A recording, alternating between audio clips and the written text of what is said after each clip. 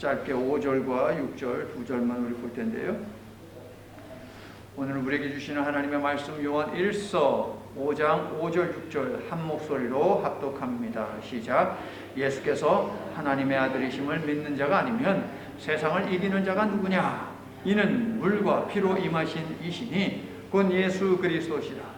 물로만 아니요 물과 피로 임하셨고 증언하는 이는 성령이시니 성령은 진리니라. 아멘. 사도 요한의 쓴 편지입니다. 사도 요한 당시에 예수님은 사람의 아들로 즉 인간으로 오셨다라고 하는 이 성경 말씀에 대해서 반대하는 이단이 있었습니다. 사실 세상을 만드시고 다스리시고 심판하실 하나님의 아들이 사람의 모습으로 이 땅에 오셨다? 유한한 사람의 모습으로 이 땅에 오셨다? 쉽게 납득이 되지 않습니다. 요한이 살던 시대는 육체를 아주 천하게 여겼기 때문에 더더욱이 이해할 수도 없었고 용납할 수도 없었던 것이 하나님의 아들이신 예수님이 메시아로 오셨는데 사람의 모습으로 이 땅에 오셨다라고 하는 성육신 사건이었습니다. 그러나 성육신을 조롱하고 거부한 자들이 간과한 것이 있으니 하나님의 아들 예수님이 왜 사람으로 오셔야만 했느냐라고 하는 그 이유입니다. 6절을 보세요. 예수님은 물과 피로 임하셨는데 물과 피는 성육하신 예수님이 하나님의 아들이라는 사실을 증언하는 증거요. 성육하신 예수님을 믿어 물과 피에 동참하는 사람들에게는 영생이 있다라고 하는 증거가 되겠습니다.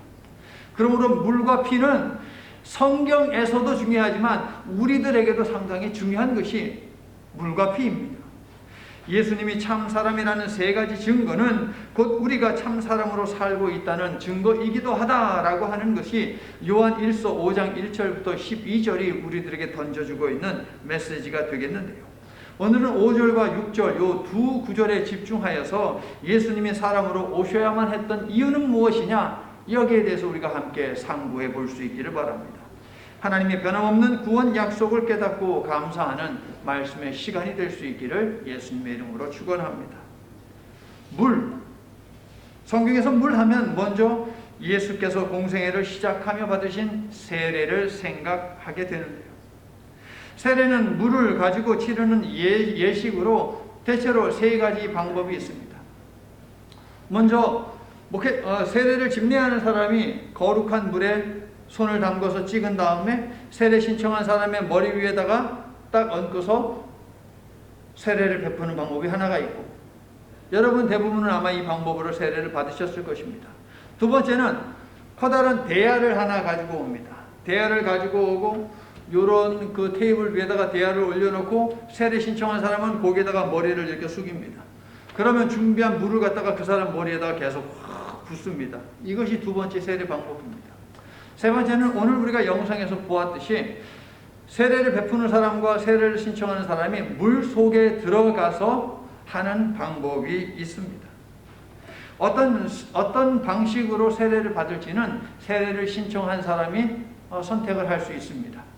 올리비아는 물속에 푹 자신의 몸을 담그고 싶습니다 라고 하는 것을 신청을 했고, 감사하게도 수영장을 가지고 계신 성도님이 수영장 사용을 허락하셔서 수영장을 거룩해 하는 의식을 먼저 치르고 거기에서 세례를 베풀었습니다.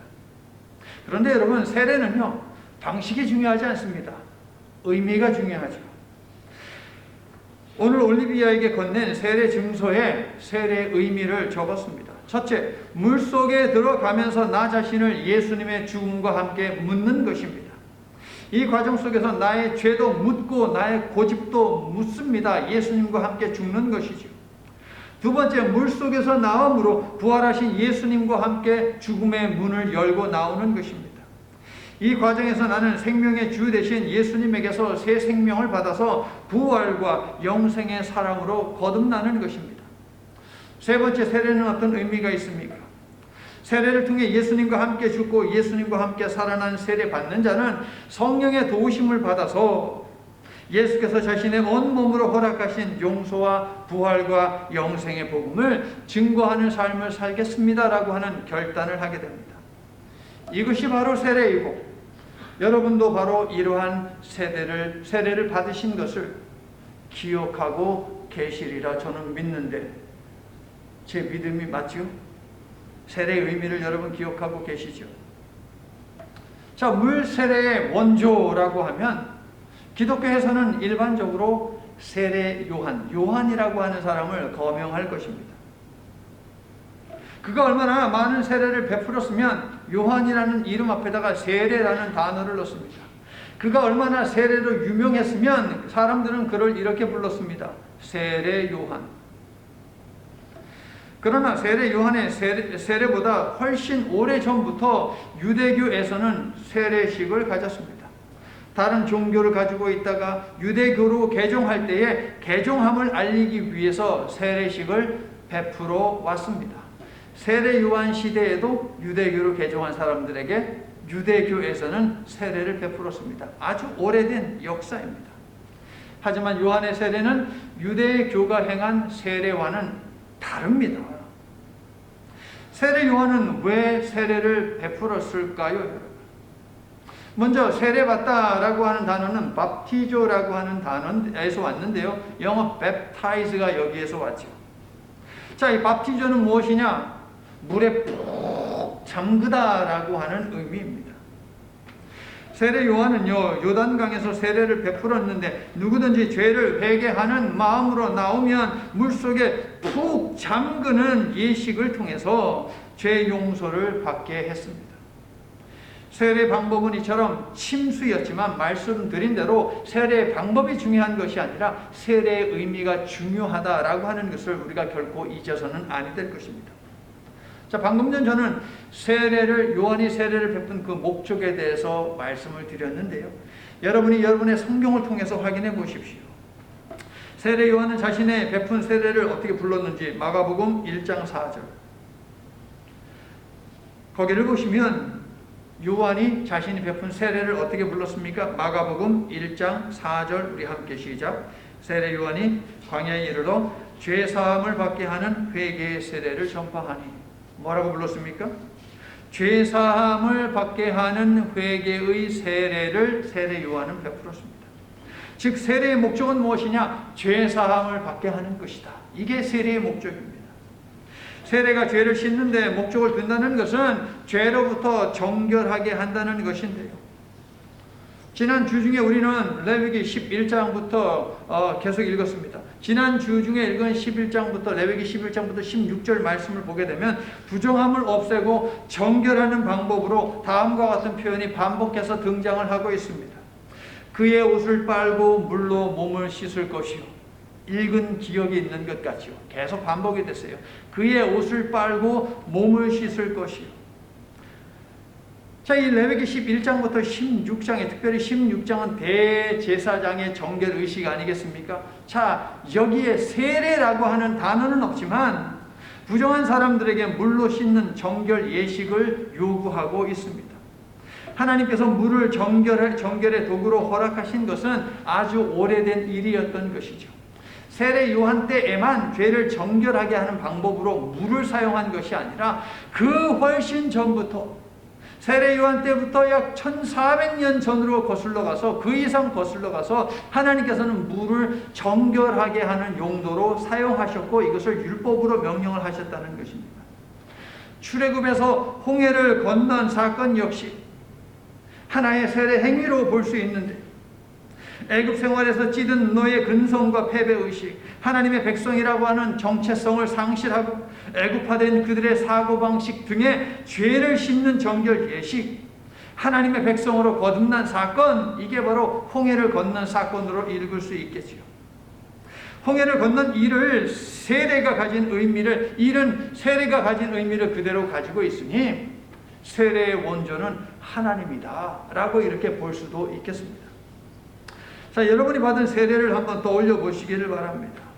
자, 성수가요, 거룩한 물이 목회자의 손을 통해 여러분의 머리에 닿을 때에, 혹은 여러분이 물속에 잠길 때에 성부와 성자와 성령의 이름으로 여러분의 죄가 용서함 받고 죄의 삭신 사망에게서 여러분은 해방이 되었습니다. 믿습니까? 세례의 의미를 밝히는 마가복음 1장 4절에는 회개라고 하는 단어도 분명히 있죠. 세례는 죄사함을 받게 하는 의식이라고 하는 말은 세례가 회개의 통로임을 알려줍니다. 다시, 세례는 회개의 통로이다. 회개로 나아가기 위한 하나의 통로, 방법, 도구, 이것이 바로 세례다. 죄사함을 받으려면 세례라고 하는 의식보다 세례에 임하는 회개하는 마음이 더 중요하다는 것을 알려주고 있는 것이죠. 여러분, 당시 죄를 용서하는 통로로 사용되던 유일한 방법이 있으니 그것은 제사였습니다. 그러므로 세례 요한의 세례는 제사 제도에 대한 정면 도전이었던 것이죠. 당시 제사는요, 예루살렘 성전 안과 밖에서 일하는 제사장과 장사꾼들이 큰 돈을 버는 하나의 수입원이었습니다. 큰 수입을 안겨다주는 통로였습니다. 더 이상 죄를 용서해주는 통로가 아니었다고요. 이러한 제사람은 필요 없겠지요. 남녀노소 빈부 귀천을 막론하고 죄 용서함을 받게 하는 것, 이것이 하나님께서 허락하신 제사의 목적, 취지였는데 무색해졌습니다. 그래서 세례 요한이 물 세례를 통해 회개하는 마음으로 나온 백성들의 죄를 사해 주었고, 종교 개혁과도 같은 요한의 세례에 많은 사람들이 열광하며 찾아왔습니다. 유대 종교 지도자들도 나왔지만 그들에게는 회개하는 마음이 없었지요. 그래서 사도 요한이 뭐라고 말을 했습니까? 회개에 합당한 열매를 맺어라 라고 호통을 치면서 그들을 내쫓았는데, 이미 도끼가 나무 뿌리에 놓여 있다라고 하는 경고의 말씀도 잊지 않았습니다. 세례 요한은요, 거짓과 사기, 착취와 억울함으로 가득한 타락한 제사 제도의 정면으로 맞서며 누구든지 회개하는 마음으로 요단강에 나오면 물 세례라고 하는 죄사함의 의식을 통해 죄사함을 받을 수 있다라고 하는 것을 가르쳤습니다. 그리고 물 세례를 행했던 것이죠. 누구든지 회개하는 마음으로 하나님 앞에 나오면 짐승을 가지고 오지 않는다 하더라도, 예루살렘 성전에 가지 않는다 하더라도 그 마음이 있기만 하면 하나님께서는 죄를 용서해 주신다라고 하는 하나님의 본래의 성품을 갖다가 선포하고 회복을 시킨 것이 세례 요한의 물 세례였습니다. 질문 하나 드릴게요. 아니, 물이 도대체 뭐라고 우리의 죄를 씻습니까? 우리는 거의 매일 샤워를 합니다. 그럼 매일 죄사함을 받는 것입니까? 샤워를 하면서? 마태복음 3장을 통해 확인하겠지만 성도 여러분, 이것이 바로 하나님의 의입니다. 물, 별것 아닌 물, 우리가 매일 마시는 물, 우리가 자주 샤워하는 물, 그 물을 통해서 별것 아닌 수영장에 가면 넘치는 물, 강에 가면 넘치고 바다에 가면 넘치는 물, 그 흔한 물에 들어갔다 나오더라도 회개하는 마음이 있기만 하면 하나님은 우리의 죄를 용서해 주신다. 이게 바로 하나님의 의예요. 이 말도 안 되는 것을 성경은 뭐라고 부르느냐? 은혜라고 부릅니다. 하나님께서는 제사와 마찬가지로 물 세례에 구원하시는 하나님의 의를 담으셨다라고 하는 것이에요. 마태복음 3장을 여러분 펴세요. 중요합니다. 마태복음 3장을 펴셔서 6절과 11절을 함께 읽을 텐데요. 수요 예배에 나오셨던 분들은 한 달 전 유리할 겁니다. 세례 받기 위한 두 가지 자세가 있습니다. 마태복음 3장 6절 11절, 먼저 6절을 함께 읽을게요. 시작. 자기들의 죄를 자복하고 요단강에서 그에게 세례를 받더니, 자, 자복함, 이것이 죄사함에 이르게 하는 물세례를 받기 위한 첫 번째 자세입니다. 자복함. 자, 11절 함께 시작. 나는 너희로 회개하기 위하여 물로 세례를 베풀거니와. 또 다른 자세는 회개입니다. 네, 여기까지. 자비하신 보좌 앞에 꿇어 엎드려. 그 다음에 아니요, 하나 빠졌어요. 자복하고 회개하니 믿음 주소서. 자, 안 했다고 하고 한 번 더. 자비하신 보좌 앞에 꿇어 엎드려. 여러분, 믿음 주소서. 자복하고 회개할 때 하나님께서는 구원에 이르는 믿음을 주신다는 거죠, 여러분. 자, 그럼 자복은 뭐고 회개는 뭐냐? 자, 자복하다에 해당하는 단어는 두 개의 단어로 이루어져 있는데 두 개의 단어가 쫙 붙어가지고서 자복하다라고 하는 단어가 나왔는데 첫 번째에 있는 이 단어는요, 안에서 밖으로라고 하는 이 전치사거든요. 안에서 밖으로. 그래서 이것을 좀 의역을 해가지고 진심으로라고 우리가 한번 번역을 해보자고요. 그러면은 자복하다는 어떤 의미가 있느냐? 첫 번째, 진심으로 고백하다라고 하는 의미예요. 자, 죄를 자복하는 것이니까 죄를 진심으로 고백하는 거야. 하나님, 내가 하나님 앞에 이런 죄를 지었음을 고백합니다 라고 하는 것. 두 번째는 무슨 의미냐? 인정하다, 진심으로 인정하다. 이게 바로 자복하다예요. 진심으로 인정하다. 하나님, 하나님께서 지적해 주신 대로 내가 죄를 지은 것 맞습니다, 시인합니다, 인정합니다 라고 하는 것. 세 번째는 뭡니까? 진심으로 약속하다라고 하는 의미가 있습니다. 하나님, 제가 죄를 졌고요, 하나님 아시죠? 인정합니다. 그런데요, 제가요 다시는 이 죄를 짓지 않겠습니다. 이 세 가지가 바로 자복하다. 그런데 이 세 가지, 고백하다, 인정하다, 그리고 약속하다, 이 세 가지의 공통점이 있으니 그것은 무엇이냐? 입으로 하는 거예요. 입으로. 고백과 시인, 인정과 그리고 약속, 이것은 입으로 하는 것. 그러니까 자복한다, 죄를 자복한다라고 하는 것은 어떤 의미냐? 입으로, 말로 하는 것이다. 먼저 입으로 고백하는 것이 필요하고, 입으로 시인하는 것이 필요하고, 입으로 약속하는 것도 필요하다. 죄사함에 이르게 하는 물세례를 받기 위한 두 번째 자세는 무엇이냐? 회개입니다. 마태복음 3장 8절 여러분 보시면 펴고 계십니까? 3장 8절을 보게 되시면 세례 요한은요, 회개에 합당한 열매를 맺으라고 했는데, 죄를 고백하고 인정하고 새로운 삶을 결단한다고 하여 죄사함이 이루어지는 것은 결코 아닙니다. 회개하는 과정이 있어야만 죄 용서함을 받을 수 있는데, 회개에 해당하는 단어는 무엇이냐? 돌아서서 돌이키는 거예요. 돌아섬, 돌이킴. 이것이 바로 메타노이아라고 하는 그리스어 회개에 해당하는 단어가 가지고 있는 의미고, 구약에서는 슈브라고 하는 단어를 회개라고 할 때 사용하는데 똑같습니다. 돌아서는 거예요. 기존에 살던 그릇된 삶에서 돌이키는 것이에요. 이것이 신약과 구약이 말하고 있는 회개라고 하는 단어의 뜻이에요. 성도 여러분, 죄를 고백하고 죄 지은 것을 인정하고 죄를 반복하지 않겠다고 입으로 선포하는 것은 회개를 시작하는 단계일 뿐 진정한 회개로 넘어간 것이라고 할 수 없습니다. 마음을 고쳐먹고 삶을 바꾸는 것이 회개다라는 것입니다. 회개는 말이 아니라 철저하게 행동으로 이루어진다는 것에 대해서 나는 여러분이 동의할 수 있기를 바랍니다. 동의하세요, 여러분? 아멘.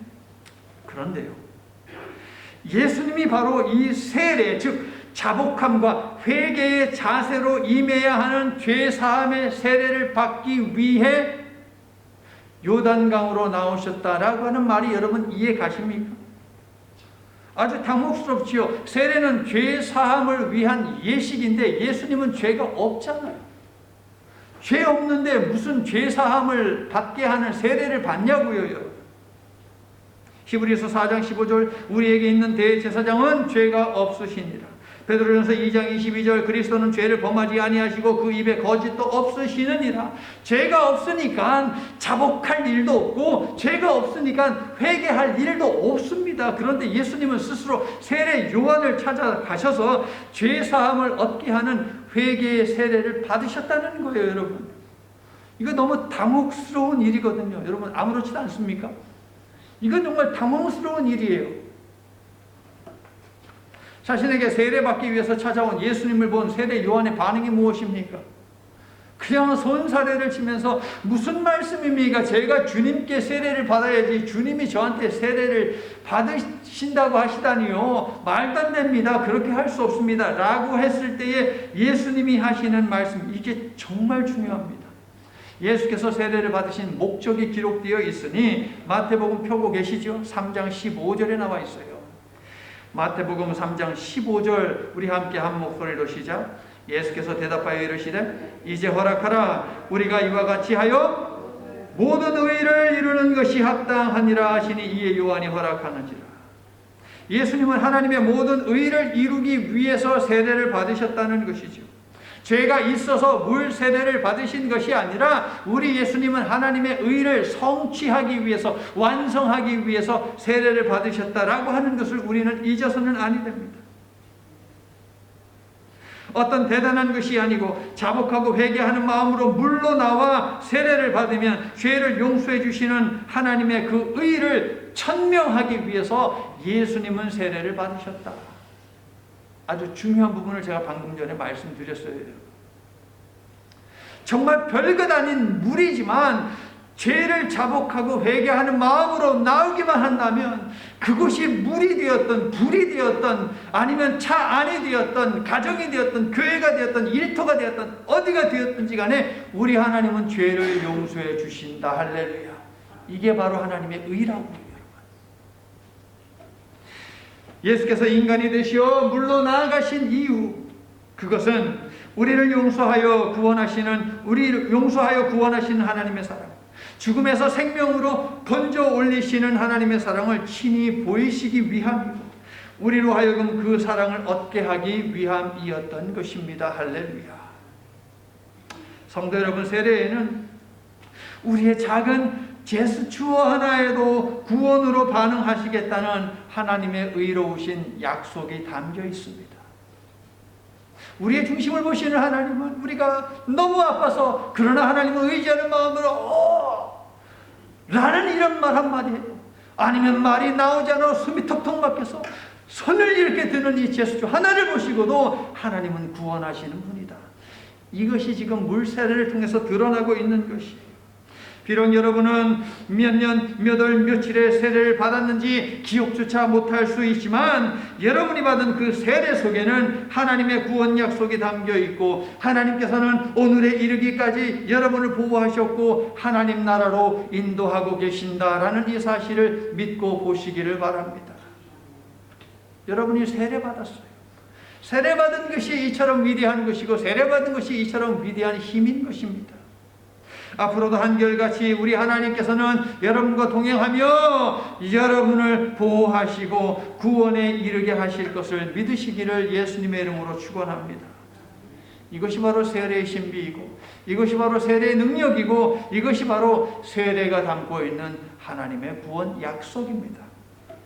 예수님의 참 사람됨을 증거하는 물과 관계돼서 하나님의 아들이신 예수님이 흘리신 눈물도 있습니다. 주님도 때로는 울기도 하셨네. 성경에 기록된 예수님의 눈물은 3번인데요. 3번을 면밀히 들여다보면 공통점이 있습니다. 3번 흘리신 예수님의 눈물의 공통점은 무엇입니까? 죽음입니다. 죽음. 그런데 히브리서 5장 7절이 또 우리를 당혹하게 합니다. 그는 육체에 계실 때에 자기를 죽음에서 능히 구원하실 이에게 심한 통곡과 눈물로 간구와 소원을 올리셨고. 무슨 말입니까? 십자가 죽음을 앞두고 겟세마네 동산에서 보이신 통곡과 눈물은 무엇을 위한 기도였다고 지금 히브리서 설교자는 말합니까? 예수님 자신의 구원을 위해서 예수님은 눈물 흘렸고 통곡하셨대요. 아니, 하나님이신 분이 무슨 구원이 필요합니까? 예수님은 하나님이신데 구원이 필요합니까, 여러분? 너무 당혹스러운 말씀입니다. 이 히브리서 5장 17절. 그러나 하나님의 의를 이루시는 일이 예수님의 인생 목적이었고 그래서 철저히 인간이 되셨다라고 하는 이 사실에 집중하면 답이 보입니다. 눈물 흘리시고 통곡하신 이유도 하나님의 의에 있습니다. 모든 인간은 죽음을 향해 가는 운명을 지는 존재이며 죄로 인해 심판받을 수 없는 존재입니다. 맞습니까? 그래서 모든 인간은 죽음을 직면하면 두려움에 빠질 수밖에 없습니다. 예수님이 참 사람이 되셨는데 참 사람이 되시어 인간들만이 경험할 수 있는 두려움과 고통의 자리에까지 내려가셔서 그 순간 우리가 해야 하는 일을 알려주신 것이에요. 여러분. 뭐 해야 합니까? 그 순간 죽음이 엄습할 때에, 고통이 찾아올 때에, 내가 망하게 생겼다라고 하는 이 두려움이 찾아올 때에 우리가 해야 하는 것이 무엇이냐? 눈물과 통곡으로 하나님 앞에 간구하는 것이다. 이거를 알려주신 거예요. 너희들 궁극적으로 구원을 받아야 한다. 모든 인간이 믿음이 있든 믿음이 없든 죽음이 다가올 때 그 마지막 순간에는 두려움이라는 것이 엄습해 오는데, 그때 해야 하는 것이 무엇이냐? 구원하시는 하나님 앞에서 통곡하고 눈물을 흘리는 것이다. 이것을 여러분 기억하시기를 바랍니다. 차라리 죽는 것이 낫다라고 하는 생각이 들 정도로 힘들고 어려운 순간들이 있으면 그때 우리가 해야 하는 것도 동일합니다. 하나님 앞에서 눈물을 흘리십시오. 하나님 앞에서 통곡을 하십시오. 하나님은 들으실 준비가 됐습니다. 그런데 우리가 얘기를 하지 않으냐 하냐니까 이것이 문제이죠. 사랑으로 오신 예수님은 친히 눈물 흘리심으로 우리가 하나님께 나아가 죄 용서와 구원을 얻을 길을 알려주셨다라는 것입니다. 할렐루야. 성도 여러분, 우리가 눈물로 구원을 위해 간절히 구하면 하나님께서 우리를 구원해 주시는 것은 의로우신 하나님께서 주신 약속입니다. 약속. 바울은 너희 구원을 이루라 라고 했는데, 예수님을 믿는다 하여 그것이 끝인 것이 아니라 믿음에 합당한 열매를 맺으며 살아야 합니다. 믿음에서 벗어났거나 혹독한 시련이 와서 믿음과 삶이 송두리째 흔들릴 때에 구원을 소원으로 품고 눈물과 통곡으로 간구함으로 하나님의 구원 약속이 항상 여러분의 삶 속에서 성취되고 증거되게 하시기를 예수님의 이름으로 간절히 축원합니다. 피 역시도 예수님이 틀림없이 사람으로 오신 증거이고요, 우리를 구원하고자 하시는 하나님 사랑의 결정체입니다. 하나님의 아들이 사람의 모습으로 이 땅에 오신 이유는 여러분도 잘 알다시피 피를 흘리심으로 죄값을 치르시기 위함이지요. 사람은 짐승의 뼈 조각과 쇠 구슬을 넣고서 그것을 봉해 가지고서 맞는 채찍에 맞으면 피를 흘리게 되어 있습니다. 사람은 못에 찔리면 피를 흘리게 되어 있습니다. 사람은 가시가 긁고 지나가면 거기서 피가 나오기 마련입니다. 사람은 창에 옆구리가 찔리면 피가 쏟아져 나오게 되어 있습니다. 예수님은 사람의 몸을 입으셨기 때문에 그렇게 피를 흘리셨습니다. 그러나 예수님의 피 흘림은 자신을 위한 것이 아니라 타인을 위한 것이었고 타인의 구원을 위한 것이었다 하는 것 여러분 알고 계시죠? 지금 일일 통독으로 레위기를 읽고 있습니다. 인간의 죄를 용서하기 위해 하나님께서는 자신이 만든 짐승들을 희생시키셨습니다. 물에 들어갔다 나왔다라고 해서 죄가 사함받는다라고 하는 것도 세상 사람들이 생각할 때는 이상한 것이듯이, 내가 죄를 지었는데 짐승이 죽음으로 말미암아 내 죄가 없어진다라고 하는 것도 이것도 상식적으로 납득이 되지 않는 부분입니다. 여러분, 내 죄가 용서함 받아서 기분은 좋지요. 물론 내가 죄를 지었을 때 벌금을 낸다든가 감옥에 간다든가 아니면은 그냥 매를 맞는다든가 하는 것으로 내 죄에 대한 대가를 치르기도 합니다. 그렇기 때문에 짐승을 죽인다? 라고 하는 것은 이해할 수 있습니다. 그런데 문제는 뭐냐면은 아무 죄 없는 짐승이 내 죄 때문에 죽는다라고 하는 것은, 근데 그렇게 되었는데 내 죄가 없어진다라고 하는 것은 도무지 납득이 되지 않습니다. 그 짐승 입장에서 한번 생각을 해 보십시오. 여러분이 사랑하는 집에서 키우는 애완동물이 있는데 그 애완동물이 내 죄 때문에 대신 죽는다라고 하면 그 짐승에게 너무 미안하지 않습니까? 그 애완동물의 입장에서는 너무 황당한 것 아닙니까, 여러분? 그런데 이것이 하나님의 의다라고 하는 거예요. 이것이 하나님의 의라는 거예요. 물세례와 마찬가지로 피의 제사에서도 자복하고 회개하는 심령으로 나오는 것이 중요합니다. 피의 죄 용서의 능력이 있는 것이 아니라 피를 보시고 죄 용서하시는 하나님의 사랑과 의가 바로 능력이다라고 하는 것입니다. 아멘이세요? 아멘. 예수님을 구세주로 영접한 저와 여러분의 죄는 바로 이러한 하나님의 의와 사랑으로, 즉 하나님의 독생자 예수님의 피를 보시고 용서하신 것임을 믿으시기를 바랍니다. 예수님의 보혈을 믿고 의지하는 자마다 자녀로 삼으시고 죄 용서와 구원을 허락하시는 것은 의로우신 하나님의 약속인 것입니다. 할렐루야. 이 구원 약속이 저와 여러분을 살게 했다는 사실을 항상 기억하며 감사를 잊지 않는 저와 여러분 될 수 있기를 예수님의 이름으로 축원합니다. 이제 말씀을 마칩니다. 예수님은 죄 없으심에도 물로 나가 세례를 받으셨습니다. 구원이 필요 없음에도 눈물로 자신의 구원을 위해 기도하셨습니다. 흠과 허물이 없음에도 친히 희생 제물이 되시어 피 흘리셨습니다. 목적은 하나님의 의를 이루기 위함이었습니다. 성도 여러분, 하나님의 의는 인간의 죄를 용서하시고 구원하시는 것입니다. 예수께서 참 사람으로 오시어 물과 피로 임하신 것은 이러한 하나님의 구원 약속은 여전히 유효하다 하는 것을 알리시고 모든 인생이 구원받을 길을 알려주시기 위함이었습니다. 그 이야기를 사도 요한은 5장에서 하고 있는 것이죠. 그런데요, 물과 피를 통해 인간이 지닌 부정의 문제, 그 결과로 초래되는 죽음의 문제를 해결하신 것은 신약 시대가 아닌 구약 시대였습니다. 구약 시대의 시작이 되었습니다. 모세 시대에는 이러한 구원 약속을 물로 씻고 피를 흘리는 율법으로 보이셨습니다. 이 구원 약속은 태초에서도 찾아집니다. 아니, 태초에서부터 찾아집니다. 아담과 하와는 금지된 선악과를 먹고 죄송한 마음조차 갖지 못했습니다. 감추기에 급급했습니다. 서로에게 책임을 전가하기에 바빴습니다. 선악과를 먹는 그 결과는 반드시 죽음입니다. 반드시 죽으리라고 했습니다. 그러므로 선악과를 따먹은 아담과 하와는 죽어 마땅했습니다. 이제 죽음만이 그들에게 남겨 있었습니다. 그러나 하나님께서는 아담과 하와가 아닌 하나님께서 손수 만드신 짐승을 죽이셨습니다.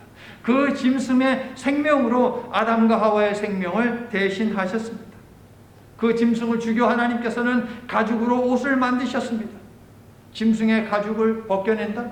거기엔 당연히 피가 있습니다. 옷을 만들기 위해서는 그 가죽을 빨아야 합니다. 물도 있습니다. 그러니까 태초에 이미 물과 피를 통한 용서가 있었다 하는 것이죠. 성도 여러분, 죄악된 인간을 살리시는 하나님의 의는 이미 태초부터 시작되었고 그곳에 물과 피가 있습니다. 예수님은 용서와 구원을 보이신 도구인 이 물과 피로 임하셔서, 즉 참사람으로 오셔서 하나님의 의인 구원을 완성하셨습니다. 요단강으로 나아가고 십자가로 나아가야, 즉 구원의 약속을 주신 하나님께로 돌이켜 나아가야만 살 수 있습니다. 그래야만 구원받을 수 있습니다. 예수님의 세례, 눈물, 피는 이 약속을 보이시고 확증하시기 위함이며 이 약속을 믿고 나오는 모든 사람을 구원하기 위함이었던 것입니다. 믿습니까? 구원하신 하나님의 의가 여러분을 물과 피로 인치셨고 세상 일로 인해 그러므로 여러분은 두려워하지 마시기를 바랍니다. 마음 무너지지 마십시오. 예수님처럼 구원의 하나님께 간구하여서 염려하는 세상 일에 대해서도 구원받는 저와 여러분이 될 수 있기를 예수님의 이름으로 간절히 축원합니다. 아멘. 구원하시는 하나님, 하나님의 본체시나 종의 형상을 입고 오신 예수님으로 인해 감사드립니다. 인간의 죄를 대신 지시고 죽을 희생 제물에는 흠이 없어야 했기에 죄 없으신 독생성자 예수님을 온 인류의 죄를 대신 지고 죽을 희생 제물로 삼으신 그 하나님의 마음을 오늘 예배를 통해 일깨워 주셔서 감사합니다. 구원의 약속을 주신 하나님, 우리가 죄를 깨닫기 위해서는 그리고 물과 피로 정결케 하심으로 구원하시는 하나님의 의로우심 앞에 나오기 위해서는 성령의 도우심이 필요함을 저희들 알고 있습니다. 하나님이신 예수님은 이 사실도 우리에게 알리시기 위해 인간으로 오셔서 물로 세례를 받으시고 고난의 피를 흘리셨을 뿐 아니라 하나님의 영이신 성령을 받기도 하셨습니다. 섬세하신 주님의 은혜, 우리를 반드시 구원하시겠다는 주님의 열정적인 사랑에 감사와 영광을 올려드립니다. 신실하신 하나님, 우리를 구원하시는 하나님의 의를 이루시기 위해 예수님은 참 사람이 되셨고 성령과 물과 피로 하나님의 의를 증거하셨으니 물과 피를 통해 의의 자녀로 인침받은 우리도 성령의 도우심으로 믿음의 삶을 살아 믿음에 합당한 열매를 맺게 하시고 구원하시는 하나님의 의를 증거하며 살도록 주님 도와주시옵소서. 예수님 이름으로 기도드립니다. 아멘.